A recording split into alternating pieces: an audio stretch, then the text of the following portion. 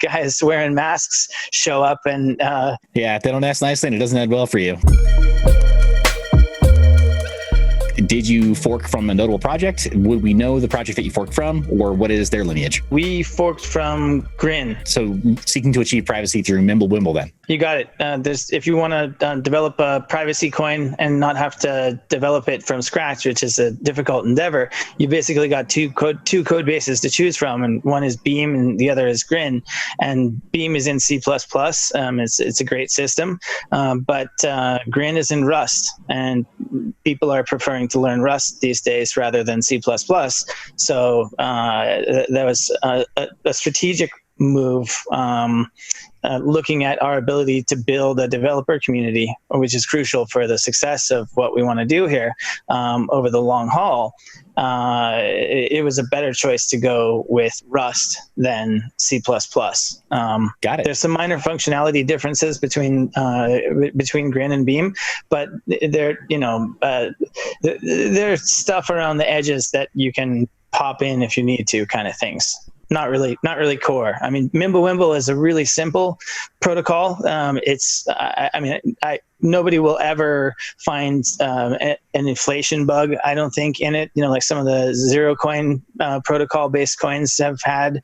I think even Zcash had some unexpected leakage, if I recall correctly. With ZK snarks also, they're unauditable. So unless you had a cryptographer reveal that leak to you, you wouldn't know. Yeah. I read about a Zcash bug that they said had evaded detection for like 4 years or something, and it had I don't know, a dozen or dozens or something of the world's brightest minds review the work, and it took like the 40th guy looking at it to find the really subtle bug. And luckily they found it before someone else did. But that stuff can happen. And so Mimblewimble is just it's really simple. It's offsetting. Okay, well, you have spends of 300 on this side and 250 on that side. Okay, let's just net it out and have a one send of 50 rather than all these little transactions. It's kind of a condensation or batching mechanism is one way to think about Mimblewimble. It's an extraordinary compression that it enables. For some hard numbers, if the entire history of Bitcoin transactions were represented in our blockchain, and not only would we have privacy and Bitcoin wouldn't, because if you need privacy, it adds additional demands beyond the core blockchain, so it's not exactly apples to apples. But let's say just raw size, our blockchain file would be about 90% less in size than Bitcoin's. So I think the Bitcoin blockchain is 200 gigabytes right now, something like that. So that means ours would be 20. Right now it's in the megabytes. So it's really, really quick to download. One thing also is that Epic nodes have the partial sync capability. You don't need to download all the blocks back to the beginning of time like you do in conventional blockchain systems. I think the number is like 2,000. If you download the first 2,000 blocks, they have to be the right blocks, and it gets kind of technical of how that's chosen. But the point is, you don't have to wait like 12 hours on a high bandwidth connection to download the blockchain. You can restore from a specific block height then? It may follow the inputs and outputs back rather than just taking the last blocks. I don't know off the top of my head. But anyway, what I was going to say is that the tiny blockchain file and the fact that you don't even have to pull all of it means that nodes on smartphones is going to be a reality. I mean, it's not today because we haven't built it, but like we already have our stuff running on ARM. We have experience with Android and iOS, so it's within our capability to extend our system to do stuff like that. Even right now, you can run our nodes on super lightweight hardware. Raspberry Pi is probably overkill for our needs. And so the design of EPYC in many ways, especially the mining, enables a far wider range of computation hardware to be brought in to secure the network with the different algorithms and stuff. And I'm sure we'll get into that later. But it's really about decentralization, because with Bitcoin, you have SHA-256 gear, and if you don't have access to the latest ones, if you get it 6 months later, you're kind of hosed.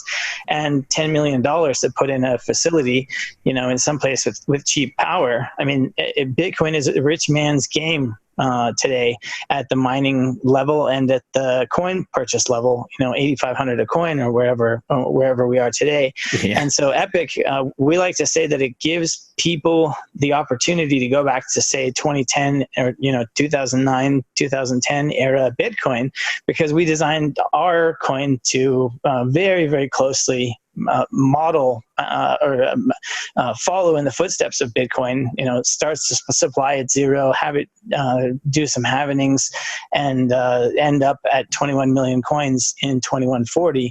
We designed EPYC to take the best parts or retain everything about Bitcoin that's good, and just take that design wholesale and adopt it, but improve on a couple key areas like decentralization of mining hardware, not having it centralized in Sichuan province in China, or some other place like that, because you've got any random junky old server that wasn't even plugged in before mining EPYC on RandomX, because it makes financial sense. Our as we scale, we think that our network will be a lot more decentralized than other coins in their mining. And that has an important impact on censorship resistance. Again, it's an attack vector. The unique value propositions of the EPYC Cash project is that you've taken everything that you saw that was virtuous and good from Bitcoin, and you've changed a couple of key areas. One, adding Mimblewimble as the privacy protocol, and then two, allowing for diversity of participation in securing the network through proof of work by leveraging multiple different algorithms. And I only heard a little bit about you. Actually, if your ears were burning yesterday, Ruben Yap mentioned your project's name in our interview. Oh, really? Yeah. So that's how I found you. Is Ruben's a great guy. We chat quite a bit through Telegram, and we were Ruben crushes it in interviews, and he does a ton of them. And I said, hey, I've only done a handful and need to get practiced and capable of doing this, because the project needs awareness at this point as its kind of main growth challenge at this point, because the foundation is laid. I said, hey, Ruben, how do you get so many interviews? And so he gave me a little bit of advice, which was great. And at the end, he sent me a link and he goes, here, and you got to get in touch with Seth. And so, it was late at night. 5 minutes later, I had your form filled out and your super efficient process kicked in. And, I spent the 10 seconds to click yes and schedule a meeting, and here we are. That's cool, man. Well, I'm flattered too that Ruben went out of his way to send you my way, because I love talking with projects that have real substance. And it sounds like you've put real thought into what your unique differences will be between the approach in securing the network and the approach in generating value through privacy. So I've got a stable of questions. Actually, there's a whole lot of questions. I need to warn you. Sure. Let's do it. We've got a stable of questions here that relate to project. And okay. One of them is the emission curve. You mentioned that 21 million is the target emission curve, and the atomic unit of EPYC Cash, same as Bitcoin, 8 decimals? Yeah, exactly. It's not a target supply of 21 million. It's a firm limit, exactly like Bitcoin. But our supply basically takes a little bit more of an aggressive halvening schedule than Bitcoin to go from zero to exactly where Bitcoin supply will be in 9 years. So as of the halvening, or like 2 halvenings from now, we'll have a singularity with Bitcoin, and then the 2 coins supply curves stay in perfect sync forever, with the only difference in the 2 being the fact that we're 1-minute blocks and they're 10-minute blocks. So you've got that tiny difference. But if you have to convert 80 million coin supply from your coin to 21 million in Bitcoin, and kind of do that math, it's an additional tax on people's attention to pay attention to something, to your coin rather than Bitcoin. And so we said, we're going to, why mess with success? We're going to have our numbers be exactly Bitcoin. And that's how we came to it. So yeah, there it is. I apologize. So, I got distracted by other cool privacy bits that we're going to have to return to later on. yeah, absolutely. And you talked about substance earlier. We really did have a lot of substance. I mean, this is not a trivial document to put together, and it's in, 25 languages or something like that.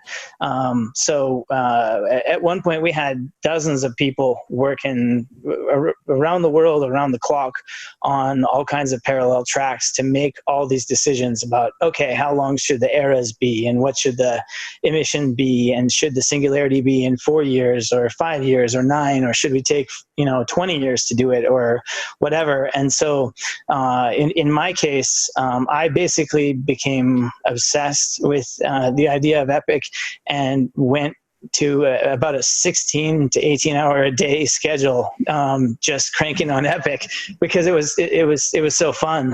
It's not quite as intense now, which is good to get a little bit of a break. Yeah.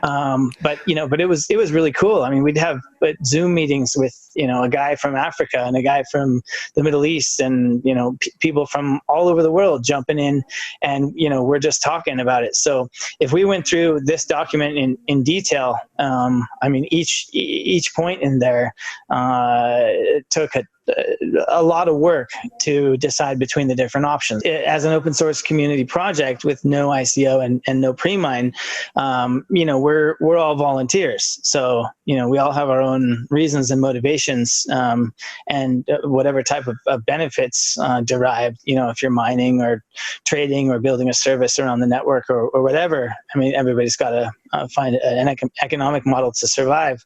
But as an all volunteer community, very closely modeled after what Monero has. Love your hat, by the way. It enables, it's a different feel than when there's like a core team and then everyone else, like in Zcash, if you're not in in that circle, you're outside the club. Whereas say Grin is a lot more open and anyone can join. It's difficult to sort of to marry those two worlds of open source, free and open source software, and then the idea of centralized governance when you're telling anybody who isn't a core contributor, anybody who isn't approving pull requests, that they're in the cheap seats, so to speak. Absolutely. We launched about 4 months ago, and we've been fortunate to have quite a few third-party developers come in and build different miners, multiple wallets. Our mobile wallet, the beta is coming out this week, which is awesome. We've been waiting a long time and worked really hard on it. You summed up the reason for having the emission schedule be the way it is right here, and you got the really great artwork here to help illustrate it so well about dovetailing with the emission schedule of Bitcoin and then synchronizing, I guess, coin for coin, atom for atom. Yeah. Bitcoin will have 20.342 million coins at that point, and we will too. And then the supply curves stay in sync. You see how the darker color takes over because the supply curve stays exactly the same. So you've got that predictability for 120 years or something like that. Of stability, absolute stability. Iron law as enforced by the code through social consensus around the wisdom of this idea of this type of limited supply. It just provides a foundation for people to make economic decisions on that are more individually sovereign than when you're dependent on the whims of a central bank committee raising rates 75 basis points, and then the economy tanks and people lose their jobs and so on. So, just it's a more a more fair and virtuous system and level playing field for people at all ends of the economic ladder. It's great also that you mark that synchronization point and you name it a singularity. I'm sure you've read Ray Kurzweil. Yeah. So So, the singularity is near. Yeah, I think his timelines, his projections for the singularity put them somewhere within the same point I think that you're putting your singularity. So the reason that you'll hear me say often and cast not doubt on the intentions or the work or the current code base of any projects when I talk about like the final coin being emitted at a specific time is that if any of the writings of futurists like Kurzweil are accurate, then by the time we get to 2140, man, we don't even know if people are going to be wearing meat suits anymore. We don't even we may literally be alive still if any of his projections are legit. It's kind of a scary thought.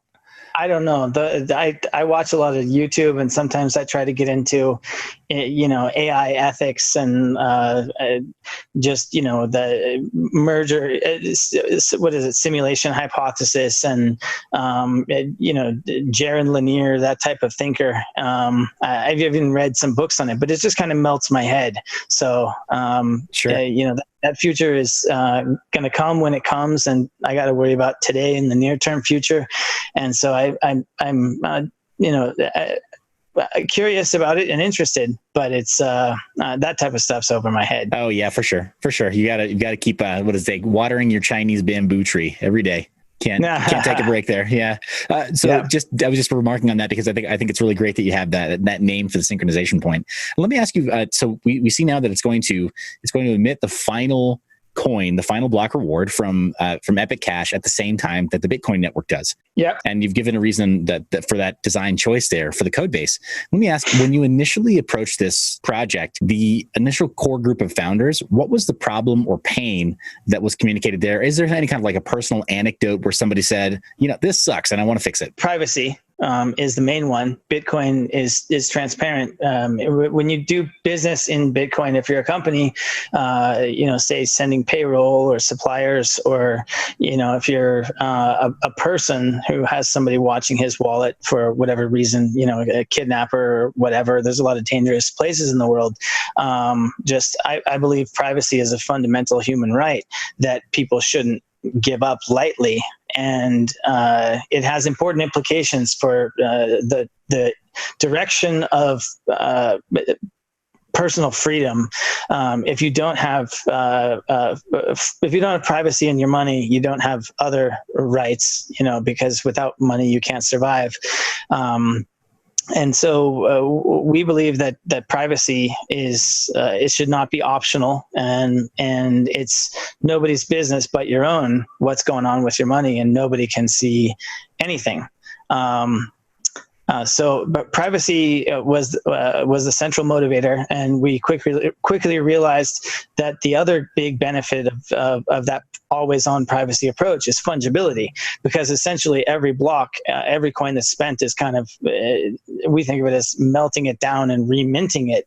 So, you've got no ability to know where that coin came from. The concept of tainted coins, there's an Andreas Antonopoulos quote in there: tainted coins break fungibility. If you break fungibility, you break the currency. And that's what we're seeing in Bitcoin, or even, Litecoin with that Chinese quote drug kingpin whose Litecoin address is now blocked, or all these hacks where people have to kind of follow the money and try and block it and work it back and so on.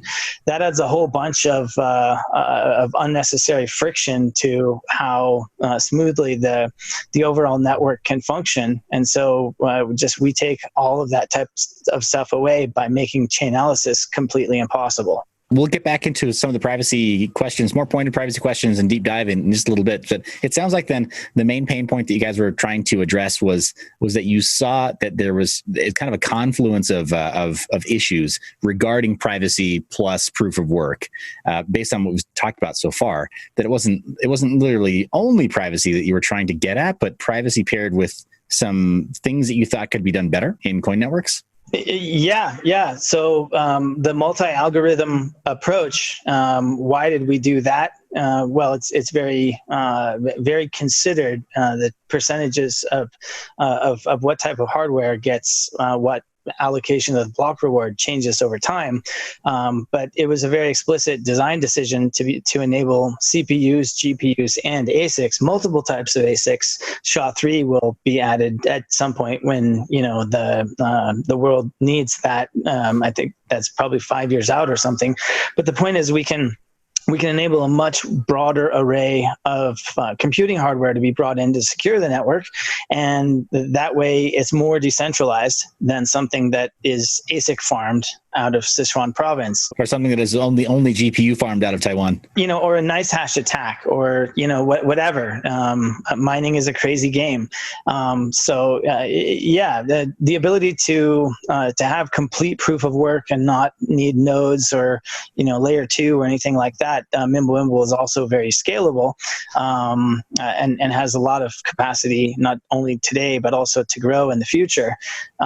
It's just a really solid foundation to really, we aim to fulfill the original vision, Satoshi's original vision of true P2P electronic cash, as he described it. What's your current throughput in transactions per second? 17 in a 1 megabyte block. It's linear. So if you go to a 2 megabyte block, it's 34. And we can do layer 2 lightning type solutions on our network. And that might be the way to go rather than bigger blocks or something at the protocol level. We benefit from Grin's continuing development, and they're a bunch of really smart guys. I'm sure that we will figure out the way to get additional capacity beyond that when we need it. But right now we need people to use this as money in their day-to-day lives. And if we're able to attain some traction and success in that, then you not only have a store of value based on the supply curve here, but you have a medium of exchange. And if you have both of those, then you're well on your way to becoming a global unit of account. I mean, imagine that, we know that the idea of decentralized store of value based on a blockchain network works based on 10 years of Bitcoin. So project out 9 years to the singularity. And now there's a mature private Bitcoin network that's named Epic, and even more mature transparent ledger Bitcoin network, and it'll be really interesting to see. We think that we can aim at the Litecoin position of sort of silver to Bitcoin's gold. It sounds like on the roadmap, maybe you've also discussed the possibility of atomic swaps or some form of interaction where you then leverage Bitcoin as a settlement layer. Cross-chain is amazing, and there's actually quite a bit of existing work that we can pull from to build out atomic swap capability. But yeah, there's all kinds of ways to interconnect Epic to other networks. One of the downsides of the simplicity of Mimblewimble is that it doesn't have the ability to, say, add a smart contract capability on top of it. It just, it wouldn't work. The plane wouldn't fly very well. So we kind of have to connect with other networks and chains to get the functionality that we need to be a truly useful form of money. By the same token, I don't know if there's any really good example of a truly private fungible currency that allows for a very easy automated form of escrow. I don't know if you can, or a bearer bond that allows for an automated form of escrow. Yeah, you've got local Monero. I don't know how automated you would consider that because it's got humans involved. But that's the only one that comes to mind. There's a project called GrinSwap that has actually done a lot of the work to connect Grin to Ethereum. And so when it comes time to build out our ability or our atomic swap capability, we can move pretty quickly based on the standing on the shoulders of giants in the case of the super sharp GrinSwap guys who built the foundation to build off of. So yeah, that's definitely in the roadmap because again, having to do KYC at a centralized exchange, now you're able to be surveilled. That's a very advanced art and science at this point today, and very entrenched.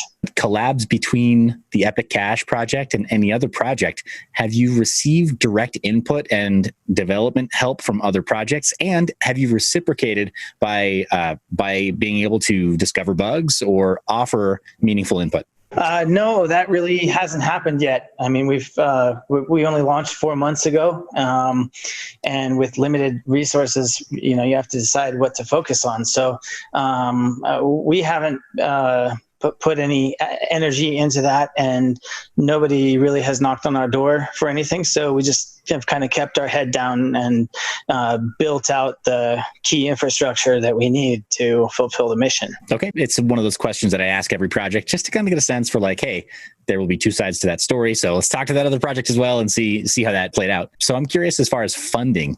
How was the Epic Cache project funded initially? Was there any kind of pre-mine, insta-mine, secret mining? Nope. We fair launched. The hash rate was actually pretty huge in retrospect compared to where we have today. There was quite a bit of hype around the initial launch because miners were really into it.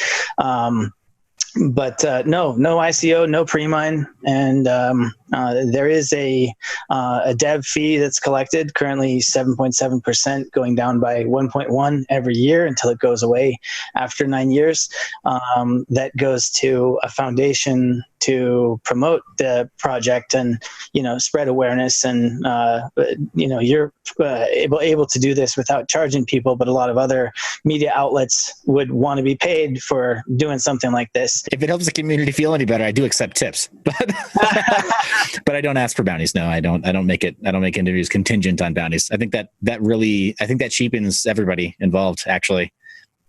It makes the industry a little bit, not the industry, but it makes the community just a little bit worse when the entire time you're second guessing, like, what's this guy's intention? My intention is to discover a bit about your project, and that's it. Not to only highlight what you think is awesome, and not to smear you because I'm secretly rooting for the other guys. Yeah. I'm sure I am wearing a Monero hat, but yeah, hopefully I can be forgiven for that. We haven't done any direct collaboration, but there's certainly a lot of individual warm fuzzies between people. I was at MoneroCon, I was at Monero Village, at DEF CON. I read whatever the title is, I can't remember, but the equivalent of mastering Monero, that gets into all the detail about the ring signatures and other ways that Monero achieves its privacy. And it's obviously the market leader today, the greatest market cap and the biggest community, and doesn't have a centralized entity like Zcash in it. So I have mad love for the Monero community, and we hope to model our growth and development after Monero. We've got 5 years of history in their case to learn from, and therefore from Bitcoin experience, and we've got other. The other vision is to fulfill we already talked about that, but to take on the role of Litecoin as a medium of exchange, kind of little brother silver to Bitcoin's gold. So it sounds like then funding the 7.7% from the block reward that's given to the dev fund right now, which is kind of more for publicity. It's not so much for development. Yeah, the development is done by volunteers. That's a stronger model than having, I think Beam has 20 devs or something like that. And Grin has many, many dozens of contributors. And so, we want to have hundreds of people around the world contributing and doing their thing, rather than saying, okay, well, we're going to tax the network, 20% and have an office with people and secretaries and, meetings and vice presidents and so on. Because also it's a vulnerability to have that in the design. I think we talked about this a little earlier. But, in Zcash's case, you've got the Electric Coin Company, and that's an attack vector for censorship of the Zcash network, and Monero doesn't have that. So, again, that was a very deliberate design choice to model our structure after Monero rather than Zcash in that regard. And so by having, it's also kind of safer from a regulatory perspective, in securities law and tax and all that stuff, just to color within the lines of respecting the regulator's authority, and not be, completely on the cypherpunk end of things. It just makes more sense to use those funds primarily for building awareness, and increasing exposure, and just continuing to increase the utility of the network at the functionality level, implemented mainly by the independent developers, but to just like make people aware of the benefits of using this in their lives. Cool. Okay, so that's where funding goes. We've studied the governance models of lots of projects. I mean, Decred is a leader there. Aragon and their way that they provide governance frameworks to DAOs. Zencash, Dash. There's a lot of projects that have put a lot of thought into governance. Tezos with the on-chain governance. So that's a very important question. The foundation actually will cease to exist as of the singularity, and our commitment is to transition, because the chain does need governance, and it should be formal and structured and, low risk like Bitcoin as more money is involved. But we're going to create EDAC, or Epic Distributed Autonomous Corporation. EOS has a lot of good governance stuff. Like EOS DAC software is pretty cool. So there's a lot of different ways to go about it, but we want to take an even further step of decentralization by taking the funding away and having the last vestige of a centralized entity go away at that point. And, maybe if there's remaining unspent funds, we do a buyback and give everybody a bonus or something like that. One final boost before exiting the scene, kind of a thing. That could be fun. But it's just premature to be thinking about that kind of stuff, because we got to get a mobile wallet out. And if our exchanges have deposit problems, they need help now, not later. Sure. Yeah. No, it makes sense. Makes sense. There's at this phase of development, there's a death by 1,000 cuts if you're not careful, right? So you got to make sure you don't, you don't get ahead of yourself, for sure. Let me ask you on the project and the sort of the project stable of questions. In the 4 months since launch, have there been any major issues that the team has noticed, whether it's due to inflation or botnets or 51% attack, anything? It's been working like a charm. The only problem is that the block emission is about 10% fast, so we have to figure that out and tweak it. It's difficulty adjustments, while frequent at 1 minute intervals, are hard because of the different ways that the Cuckoo and ProgPow and RandomX algorithms work. You can't just say, okay, in Grin it's just one type of Cuckoo cycle to the other type of Cuckoo cycle, and they're both graph based, so it's an easy comparison. But so we gotta figure that out. And then on the there was one day where we had a bit of downtime because the payment slips to take the dev fee out, we just didn't generate enough of them as of the Genesis block. I don't know why we chose 3 months, but we did.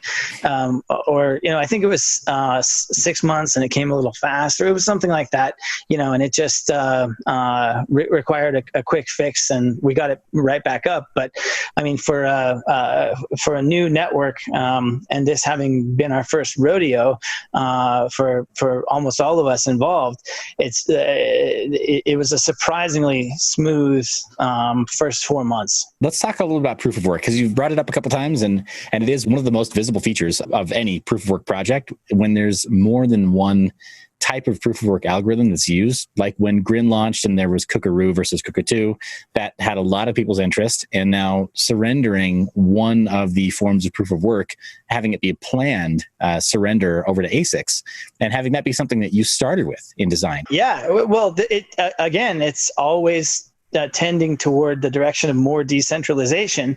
When we say ASIC, that's not SHA-256 gear out of Bitmain. That's SHA-3, which means you can do a $50 miner or something like that. And imagine embedding tiny cheap hardware miners into, say, wind and solar. Places where you kind of waste the power, or natural gas flares or something like that. The slow surrender over to ASICs gives us an opportunity to hone our skills, going from 3 to N algorithms. I mean, ultimately, if you look at NiceHash, that's pretty cool. Download a miner, one click, and you can choose between the algorithms that pay the most. It lays the foundation for that kind of capability to have it structured that way. And so the ASIC surrender is something to be celebrated rather than feared in this case. It sounds like it's you're doing it in a balanced way. So what percentage of block reward goes to, and this is just a canonical question, goes to mining? Well, 100% minus the 7.7 dev fee. So what would that be? 92.3? Yes. So yeah, cool. And there's no other consensus mechanism used or roadmapped. Nope, just keep it simple. I mean, that's how Bitcoin does it, and so that's how we're going to do it. Proof of work works. Hey, no arguments there. It's the most proven. As far as the percentage block reward given to anybody else, has there ever been or will ever be a percentage block reward given to anybody else that you can tell now? No. I was going to ask what consensus will be this year and next year, but it sounds like it's completely balanced between the three different types, right? So CPU, GPU, and ASIC? Yeah, so CPU right now gets 60%. GPU gets 38% and ASIC gets 2%. But then in the next era, CPU goes down, GPU goes up, and ASIC goes from 2 to, 5 or something like that. So just like we had the supply curve that neatly nests into that of Bitcoin, we have kind of gentle changes in the different hardware types that gives everybody a chance to adapt. Would you say that based on the hash rate that you're seeing, does it indicate that there are more individuals contributing to CPU, GPU, or ASIC? We just added network hash rate, so I guess we could kind of do the rough math on, all right, well, an RX 588 gigabytes gives this many graphs per second on Cuckoo, and not many people have ASIC gear. If they had C32 gear, they would be mining Grin rather than mining Epic, even if it is compatible, which I don't know. But basically, we haven't done the math, but anecdotally, there's some very interesting stories of who is mining using what type of setup. There was one guy in China that had kind of his own private cloud in some way, and he had 6,000 CPUs cranking there at the beginning. And then you've got another guy saying, hey, I just plugged in 10 obsolete servers into my rack that have strong old Xeons that kind of kick ass here for RandomX. And so now this makes economic sense to plug that piece of gear back in. I love that you're bringing this up because I caught a little bit of grief on Twitter for mentioning that a couple generations of Xeons that are more than 5 years old are still phenomenally good at RandomX. And so I got the I got the ROI pushback, like, you don't understand, next generation Xeon or Ryzen and next generation Threadripper is way better. And it's like, dude, next generation Threadripper costs $4,000. CapEx is out of control. Yeah, well, if you go to epicbenchmarks.com, maybe you want to pull that up. Sure. This is again, just a community member that made this. So you can see on there, people have put in what their stats are. And so on RandomX, as an example, I think the highest hash per second that I saw was like 13,000 or something like that for RandomX. But you've got people with as low as like 750.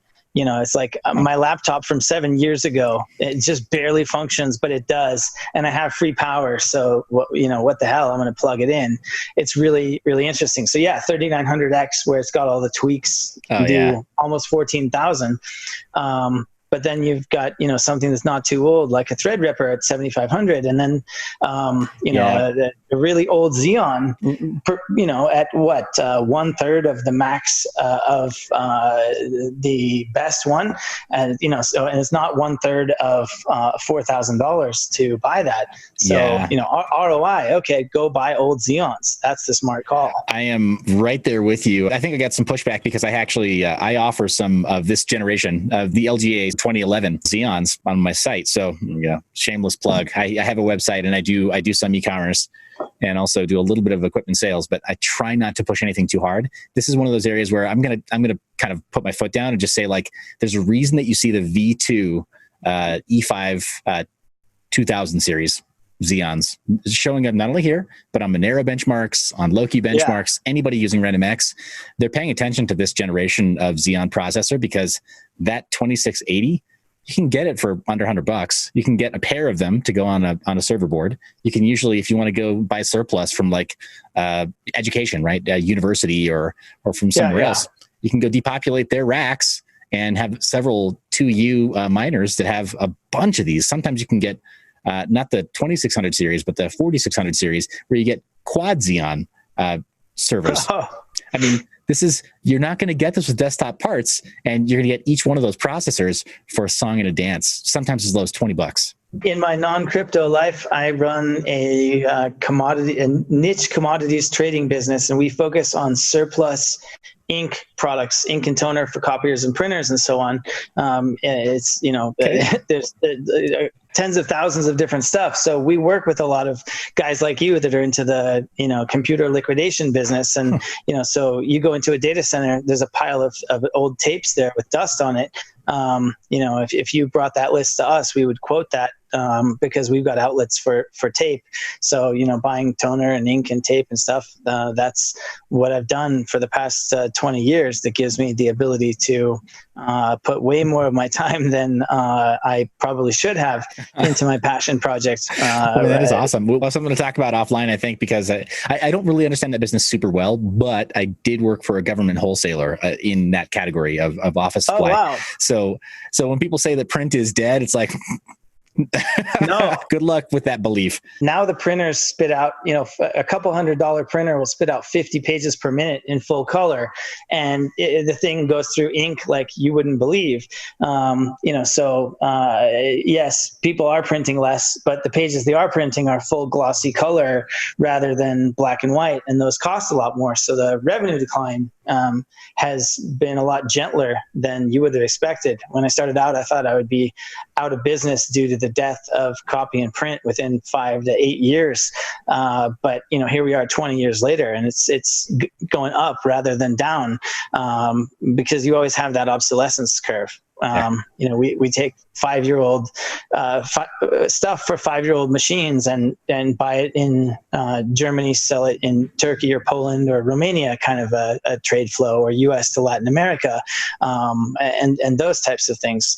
So anyway, this people want to hear about Epic. I'll wrap that up with a bow just to say that, like, as far as there being a need to pay attention to silicon and just technology of all stripes and of now it's getting slightly longer in the tooth, I think it's perfectly appropriate to have a variety of approaches because of how so much equipment is reused. And if you want to decentralize hash rate, then you have to pay attention to the life cycle of tech and the secondary markets.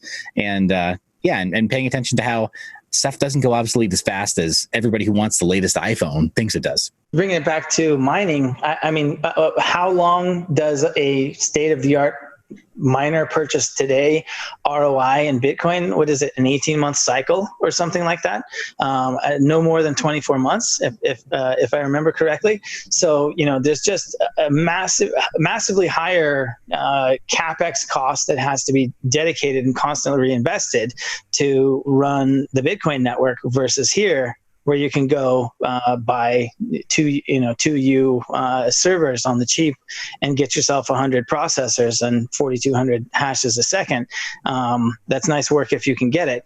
So, we hope that our network is quite a bit cheaper to maintain while having equivalent or better security and decentralization. by spreading the computation between the different types of devices. I'm excited to talk a little more about it. I noticed you have ProgPal listed here as well. As far as CPU, GPU, and then ASIC, it looks like with the proof of work algorithms that you've chosen to go with ProgPal, RandomX, and then with Cuckoo 31 plus. Got it. So the much higher memory requirement there, but being surrendered to ASICs over time. Is there any indication that any of these proof of work algorithms already has an FPGA bit stream for it? If so, or if that happened, would you view that as a threat? Well, it's not as severe in our case as it is with other networks where it's, oh my God, my hair is on fire type of a situation, because we could always just tweak the percentage while we work on the remedy for it. If something like that did happen, just tweak the percentages for 6 months or whatever. If the community decides to do it, we implement it, and so that would be a mitigation for that. But the way that RandomX and ProgPal are designed are really similar in that they kind of give a workout to all the different parts of the chip, and they capture essentially the total energy cost of the algorithm in a way that a GPU, for example, doesn't. And so ProgPal, it uses that same approach, and I think that they'll be resilient for quite some time, because to get efficiencies in an ASIC or FPGA beyond those of AMD and Intel and NVIDIA, I mean, that's a non-trivial task. And how much better can you really do? And again, you're competing with those V2 2650 Xeons for under $100. The economics probably won't work out, because you're not going to have a 19x difference like with Kryptonite or whatever it was, or Raven with their X16 getting finally taken down a few months ago. Well, publicly. I can say privately there was quite a bit of interest in writing bit streams, and in producing ASICs, and there were some very motivated buyers around the world. Yeah, well, one of the beautiful things about this design is that we can be proactive, and we could develop more algorithms to keep on the shelf. Let's say there's something that is the next greatest thing for a CPU beyond RandomX. Okay, well, let's code for that and kind of keep it on the shelf, or maybe run it simultaneously in that CPU allocation alongside RandomX. We don't have to wait until there's a problem. We can just build additional capacity in our algorithm types ahead of time and kind of keep them on the shelf. It sounds like then that's something you're committed to if that's necessary then. Yeah, I mean, if the intent is to have X% go to CPU and now it's going to ASIC, okay, well, that's not in the interest of the network as a whole for the long term. So it presents an important choice that needs to be made. But again, getting back to the core principle, always more decentralization. And so, ASICs in that way are a centralizing force. And so, I think we probably would resist that, assuming it's technically possible to do so, depending on the details of whenever that might happen. But Who do you really want contributing to hash rate? We want 14-year-old girls that only have to, we have a one-click miner coming where they'll be able to download, click start, and begin earning money, or as close to that as we can get. A single miner that figures out based on your hardware, what you can mine and configure it for you and not have to edit the TOML files and stuff like that. So we want to bring teenage girls in with their desktop computer because they get free power at the house, or the kid with the powerful laptop that's running it in class, because he can plug it in over lunch, or whatever. So or seniors, or people sitting at their at Starbucks that are kind of their computer is on, but they're not really using it. Okay, well, give your hash rate to the network. So right now we have a lot of solo miners and people just with, one computer or a handful of computers. And then you've got the guys with the farms of hundreds of GPUs or clouds of thousands of CPUs, which both of those we've seen.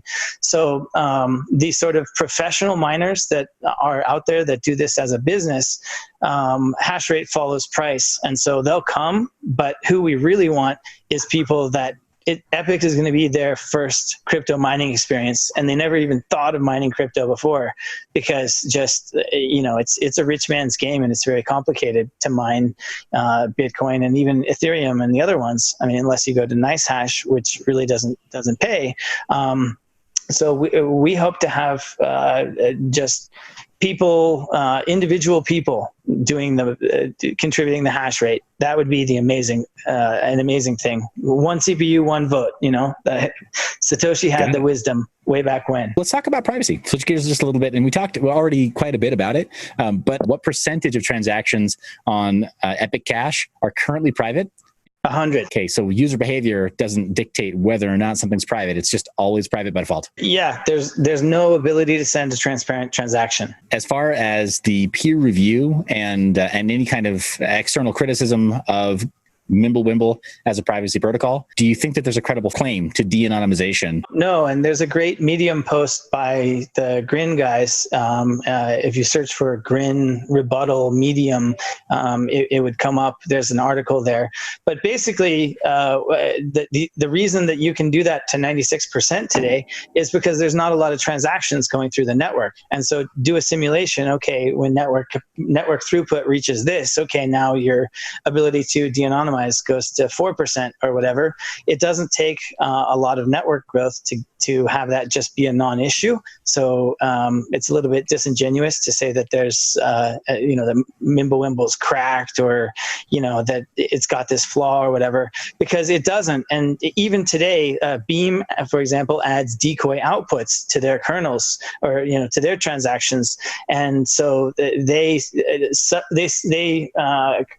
kind of use this concept of decoy outputs as a measure that works today, while their network doesn't have the volume. So in that way, the Beam approach is a little bit of a further step in the evolution of true privacy than the way Grin does it. But people don't even really understand why they need privacy or go out of their way to demand it. The Monero community is still pretty small in the grand scheme of things versus people that use Bitcoin. And so I think it's going to take quite a bit of time to have people become educated about why privacy is important, and learn how to use it and tune in. And it just requires more of a mental investment to understand the way privacy coins work today versus the simpler and more polished functionality and ubiquity of Bitcoin. That's the entire thrust of this interview series, is to explore that and to put anybody who's watching into the shoes of a student, right? And to put in the mindset of a student, right? Mind like water. Many of us need to just become more educated. And, I use the royal we, right? Because I know that I don't understand the privacy tech as well as I should. There's a lot of it that I don't understand as well as I should.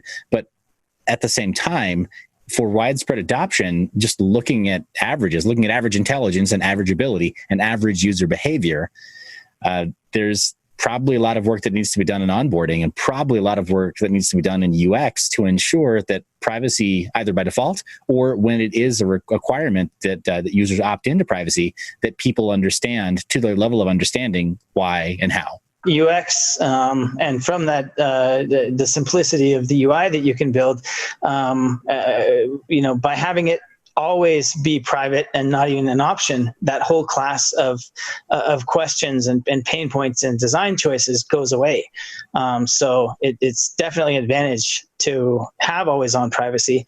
And of course, then you get the true fungibility. In Zcash, as an example, with only 12% of transactions being shielded, you've got kind of this reduction in the efficacy of the privacy that it provides you, because if you're within that 12%, it's easier to track you down through other methods, off chain or whatever, than the way we do it. It's one of the questions that I have regarding privacy.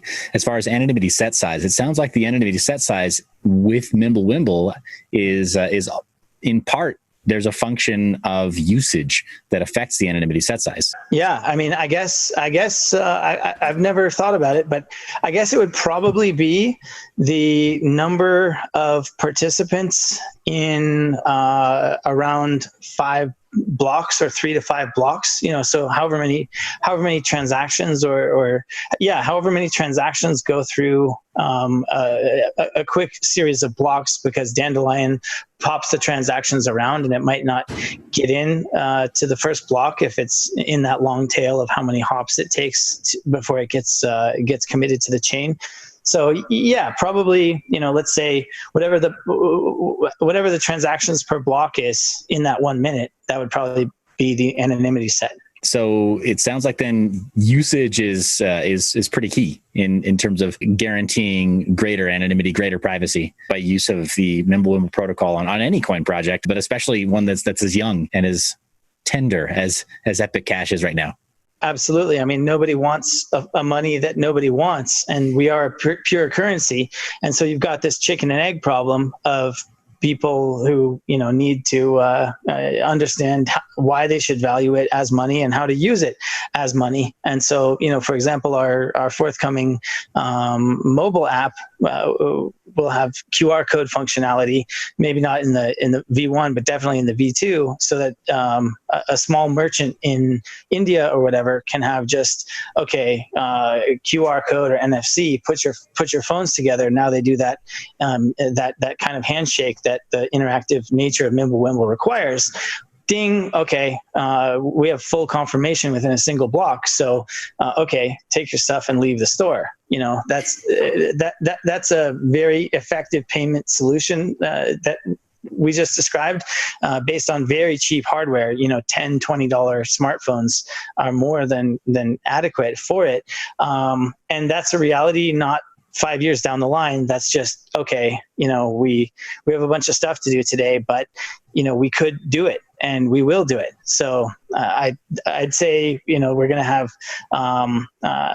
some major steps forward in our ability to acquire a user base with what we're doing over the course of this year. That's one of the questions that I have. Yeah, mobile. And the market that you mentioned also, specifically South Asia and then parts of Latin America, you have these huge user bases whose only experience of the digital world is mobile first. And Africa. I mean, Africa doesn't have landlines. It went straight to wireless. And Africans have digital money based on their cell phone networks today, and have had it for the better part of 20 years through systems like M-Pesa, originally based out of Kenya, but now in many countries. So, mobile money is a reality in Africa, and that makes them especially receptive to what we're doing. And so that's why the first page of the white paper has a little star in Sierra Leone, because our heart is really in Africa. You asked about motivation earlier, and I said privacy, but the other part of that is that hold on, let me bring something up so I don't do it disservice. How do I get out of this here? Okay. So commerce and trade are the cornerstones of prosperity, and the bedrock of trade is payments. When absolutely anyone can participate, the barriers to entry that currently lock people into cycles of poverty in the developing world can finally evaporate. So we look at this as giving people that first hand onto the economic ladder that enables them to help them help themselves by giving them access to the modern financial system. There's about 2 billion people that are unbanked, and maybe 3 or 4 billion that would be underbanked, rough figures. And so, if you're an undocumented person in the United States, as an example, good luck getting a bank account. You have you're kind of on you're playing the game a different way of your money affairs than people around you because of your status. If you don't have the right identity documents, or even if just the closest bank is in the next village, which is a 45-minute walk away, giving more people access to the benefits of modern money in places that don't have it. That's a big part of our mission. We want to have an impact on the quality of life of the poorest billions of people on the planet through giving them a better money system. Because the debt-based currency fiat system is a scam that very insidiously enslaves us through the theft that is inflation. Totally agree. I mentioned in some of these interviews that Satoshi, a lot of people have very different ideas about Satoshi, but I don't think Satoshi intended to be some kind of prophet or some sort of like metaphysical thought, spiritual leader, right? I don't think that was his intent, but man, did he nail the real human problems in the white paper and in the early communications about the pain that it would solve. Everything you're saying is very much in the spirit of that initial white paper and the initial communications of Satoshi. In almost all respects, Epic is exactly identical to Bitcoin. The supply, the 100% proof of work, other things like that. We basically kept all the parts of Bitcoin that make it fantastic and only tweaked the few things that Mimblewimble enables us to improve on, like the privacy and scalability through using that rather than the way that Bitcoin does it. Let me ask you some more direct questions. These are kind of rapid fire questions as far as the privacy tech, and then we'll try to get through this as fast as possible, and then get to some more fun stuff, because we've talked a lot of ideology, and I've really enjoyed it, Max. As far as it's a topic that for those of us who are passionate about freedom in general and freedom based on sound money and other sound principles, it will never get old, right? Well, we will be shouting this just like Ron Paul probably till the day we all die. We'll be 80 years old telling the grandkids about the creature from Jekyll Island. Other direct questions about the privacy tech, and again, pardon me as a layperson, I've written down these questions in such a way that an expert could explain them to me like I'm 5. Does it require trusted setup? No. Has chain analysis actually been successful? Is there proof? No, and it's impossible. Is there a data cost, or rather a data or time cost in terms of transactions and throughput that make it larger? No, it's super fast to generate a transaction, even on a very low end device. We don't have the Zcash problem of needing quite some time to spin up a transaction, or the bulky blockchain cost of the ring signatures in Monero, and the limits that places on throughput. So we stack up quite favorably in that area. As far as the actual proof time and verification time? That I don't know. Ruben has his charts that have all that data, but we don't have that yet. Sure. You're the first to ask. Sure. It's only important to me because we're hyper focused on privacy in this interview series. So trying to have an apples to apples comparison, I think, does everybody involved a benefit. Let me tell you this. We have Epic running on ARM processors. Verification time, okay, it's got to be trivial. Mimblewimble is a super simple algorithm. It's just making sure that the numbers net out on one side to the other through a process known as cut through. It's extremely unlikely, I would bet an enormous amount of money, that Mimblewimble will never have, say, a hidden inflation bug like we've seen in some of the zero coin protocol ones. And that I read something from Zcash the other day where I think like dozens of the smartest cryptography minds in the world missed some key bug that could have been exploited in Zcash, and they found it and fixed it. But the fact that it was there, oh my God, that's terrifying. These networks are going to become enormously valuable, and you can't have the vulnerability of some genius kid in the dorm room figuring out a way to take billions of dollars of value down, because you overlooked some weird edge case or technology shifted or whatever. These are dynamic systems. They would be almost as bad as fiat, where you can just go print it. Yeah, or and what you do about it, it can cause situations like Ethereum and Ethereum Classic, or Bitcoin and Bitcoin Cash.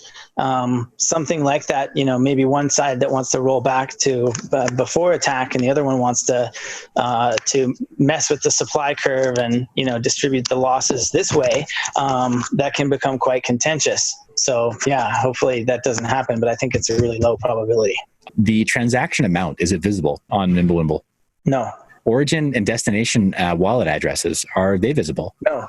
And then I should ask, with your specific project and your implementation of Mimblewimble, are there any other privacy functions that EpicCash today plans to implement or have roadmapped outside of transactions? For example, a lot of privacy projects, they call themselves networks, or have rebranded to networks as opposed to simply coin or cash. They also try to implement messaging, sometimes fork merging, say, the Signal app and into some kind of a fancy wallet. Is there anything like that at all that EpicCash has discussed implementing with their development? Nothing like that, because Epic can be sent already over Telegram or SMS or email. I mean, it's basically just a short message to the from the sender to the receiver, and then a confirmation back, which then gets confirmed. I mean, it's kind of not necessary. Okay, so as long as you're already using a communication protocol that is uncompromised, then EpicCash is secure over that communication network. Yeah, and of course you could use a VPN, and we also have some people that are looking into I2P. I mean, right now we have not only the confidential transactions and the kind of inherent coin join that the way Mimblewimble does it, but we also have Dandelion, which prevents the wallet to node de-anonymization attack vector. So, I mean, we've already got a really high quality approach to privacy. And going further beyond that only serves a smaller and smaller fraction of the population, and we don't want to be the darknet coin. I mean, Monero is cool with being on that far end of the cypherpunk spectrum, but we want to be the kind of family-friendly privacy coin that isn't even really privacy coin as a main focus. It's just a very useful form of money. Anyway, yes. So yeah, that's, I think if we need to do additional privacy stuff, we certainly can. But no additional functions outside of focusing on a currency. No smart contract language, no master nodes. No, we just want to build Satoshi's original vision of true P2P electronic cash, and go beyond the store of value use case to the medium of exchange use case. And if we do that, then potentially you've got the choice to become a global unit of account. So long term, that's really the roadmap and the idea there. Third-party wallets and then mobile wallets. You already mentioned that you're actively developing a mobile wallet. We've got two graphical user interface wallets. We developed the command line interface wallet and shipped it at Network Genesis, but then two community members independently built GUI wallets, one with an anonymous messaging feature that's pretty cool. That's a guy that built a pool for people to mine Epic on, and he has some exciting vision for what he wants to do, guy out of Poland. But yeah, I mean, we're a truly open, permissionless network like Bitcoin. So we hope to have as many wallets and miners and, just let 1,000 flowers bloom is the approach on there. So we've seen some good early traction. And I think if the example of Monero is an example, we'll end up with a pretty wide diversity of applications to use in every different way. Like, for example, we already have integration with the Vitex mobile wallet that enables you to trustlessly trade on their DEX with Epic today. So, on-chain atomic swaps are a reality for Epic today based on our relationships there. So yeah, I mean, maybe the point of sale app needs a different set of UI choices than a simple app for young people, as an example, or parental permissions or things like that. So the network is really amenable to having many different individual people contribute, rather than just kind of core team builds the wallet and you wait for the features you need to come from there. And maybe they never do. You already have then the GUI wallet by one community member who's chosen to implement messaging, but not in any way meaningfully tied to the network. Yeah, no, he just routes the messages, I think over I2P. He just built a simple messaging client, a simple messaging capability into his client app. Doesn't have anything to do with the blockchain. That makes perfect sense to me. It seems like there are so many other ways to deal with messaging, and it doesn't necessarily have to be a core offering of a blockchain network. But it seems like there are so many that choose to include it anyway, because it seems like, okay, text string, and everybody's doing it. Yeah, right. Yeah, basically. Like, okay, what do you do with secure channel? What do you do with a private secure channel? Well, you message people. Like, well, what if you just sent money or value instead? We already have lots of messengers. There's Signal and Telegram and WhatsApp and WeChat and Kakao Talk and Line and email and SMS. I mean, we have enough ways to communicate. We don't need to bake that into a blockchain. That's just silly. But I had to ask because Apple keeps it apples to apples. Mobile wallets right now, the wallets that are already debuted, they're not mobile as of today, correct? Well, there's 3 wallets: the command line, and then I meant to ask specifically GUI wallets. It seems like that's the most likely candidate for a large user base to interact with on mobile. Yeah, so there's two GUI wallets already out, and the beta of the Android app will be out maybe this week, maybe next. And then we'll do iOS and, smartwatches and other stuff like that. Mobile is a central aspect of where we are going to go and find the users. Privacy in general, right? And privacy tech in general. If you had to narrow it down to a list of top 3 privacy currencies, and let me clarify this question a little bit. I mean, anything that could be an AFK currency, a bearer bond, a notion of currency, because it's an agreement between people or an unspoken contract. What are your top 3 favorite private currencies or means of exchange? Physical cash is great. I mean, Switzerland has 1,000 franc notes, which is about $1,000. There's 500 euro notes. There's a lot of places where paper cash is the right answer for your type of transaction. But I really like crypto. I'd be hard pressed to think about other private payment methods. Like you said, bearer bonds and the risks inherent in that, because I don't come from that world of offshore finance. To be clear, cash is a bearer instrument, but yeah. Or, bearer shares and bonds with, options embedded and stuff like that. It can get kind of complicated and non-straightforward to answer. But I would say within crypto, I really like what Zcoin is doing, especially with Lelantis coming, followed by Monero. Because it has the always-on privacy that gives you fungibility. So that would round out my top 3 for private means of exchange today. I'm getting a different answer from almost everybody I interviewed, by the way. It shouldn't be a surprise. And I should ask as a follow-up, have you used each of these methods? Seems like cash, obviously, but every other coin that you listed, have you used them in a private way before? No, I study them and follow them quite closely, and get involved in communities and build relationships and stuff, because we're all kind of fighting the same fight for individual freedom. No. And what are your favorite privacy wallets, whether it's mobile or desktop? Maybe a third-party wallet or multi-wallet? I don't have one. I mean, I've heard of, I think Wasabi does that, or Samurai maybe. But I haven't had a need to engage in a private payment using cryptocurrency in my life as a use case, so I haven't happened to. And I'm not the type to download and play with software just because. I'm sure the stuff works great, but I haven't gone beyond the ticker on the Binance screen. For my part, I guess it pays to be curious, right? I'm a very curious monkey. So when it comes to wallets, I think those of us who publish we download every other wallet, as long as we know it's relatively safe. Like, okay, put this in a VM or something. Try out the new UI, see what's different. As far as privacy tech in general, What's something that you think is maybe either underrated, or you think maybe every at-home user should use, whether it's a VPN or Tor or some other kind of privacy tech?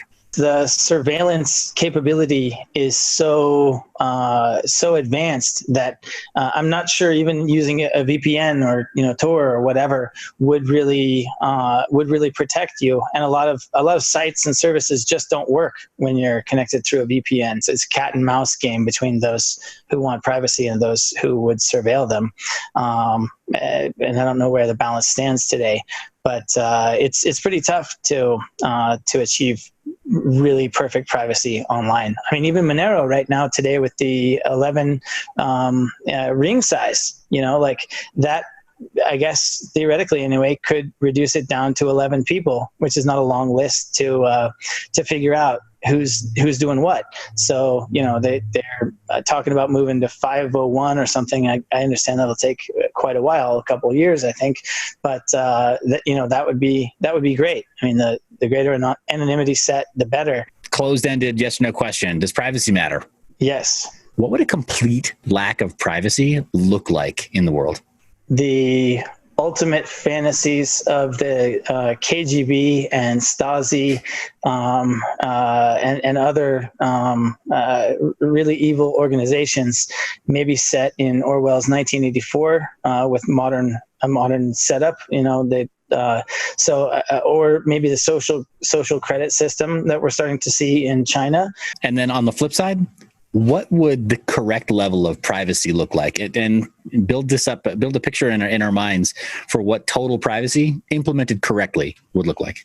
Nobody can know anything about you without your permission. Like if you want to sell your user profile, like the way that big tech monetizes user data today, to do the ad intelligence to serve you the right thing that you're going to click on and buy, I would say complete privacy on your data and complete privacy in your money, and very strong protections for offline privacy as well. Political philosophy, I believe it's very simple. Don't hurt people and don't take their stuff. So if we all kind of respected each other's privacy, we'd have a lot less problems in the world. A couple important questions to finish the interview with. One is, if you can just state for the record, did I solicit a bounty in exchange for this interview? Absolutely not. Awesome. And here's the last question. This is really, really serious. Can I borrow 50,000 ETH in exchange for some junk tokens? I don't know. Maybe one of the DeFi platforms will offer that capability. Max, I really appreciate your time. Where are the best places for individuals to find you? I mean, we've got epic.tech up on the screen. All of your contact is right there. This is the best hub for people to find the project. Telegram is probably the best one, the most active. There's always people there. I would say, pop into our Telegram and download the wallet and download the miner and start mining. We really need to build an ecosystem with network effects. Well, Max, I've got to run, but I really appreciate your time, man. Thanks. Yeah, it's been wonderful. Thanks again. Hey, hey.